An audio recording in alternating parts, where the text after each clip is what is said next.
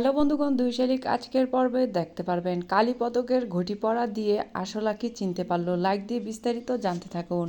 ঝিলিক রাতে ঘুমানোর আগে গৌরবকে বলেছিল সকালে যেন ওকে জাগিয়ে দেয় নকল আঁকিকে ধরার জন্য। তখন অনেক দেরি হয়ে যায় ঘুম থেকে উঠতে। তখন ঝিলিক দৌড়ে দেবার বাড়িতে যায়। দেবার বাড়িতে গিয়ে দেখে দুনো আঁকি গোসল করে কাপড় শুকা দিয়ে রেখেছে। তখন ঝিলিক বলল, তোমাকে আমি দায়িত্ব দিয়েছি আমাকে সকাল সকাল ঘুম থেকে তুলে দেওয়ার জন্য, তুমি আমাকে তুলে দিলে না।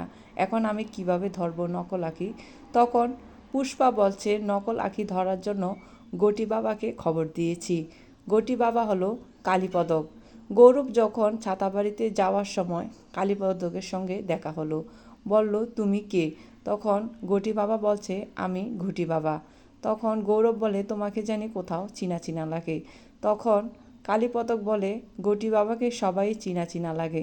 এই দিকে রাইমা সমতাকে নিয়ে পিয়ারকের কাছে আসলো।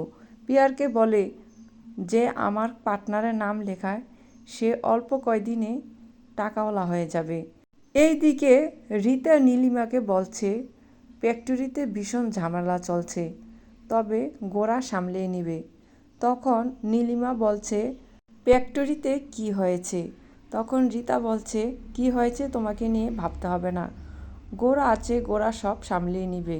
এইদিকে পিয়ারকে সমতার হাতে বিষের বোতল তুলে দেয় আকিকে খাওয়ানোর জন্য। সমতা বলছে, আকিকে মারা এত সহজ নয়। সারাক্ষণ ঝিলিক আমাদের দুজনের উপর নজর রাখে। পিয়ারকে বলে, সেজন্যই তো তোমাকে আমি সিলেক্ট করেছি, তুমি সব পারবে।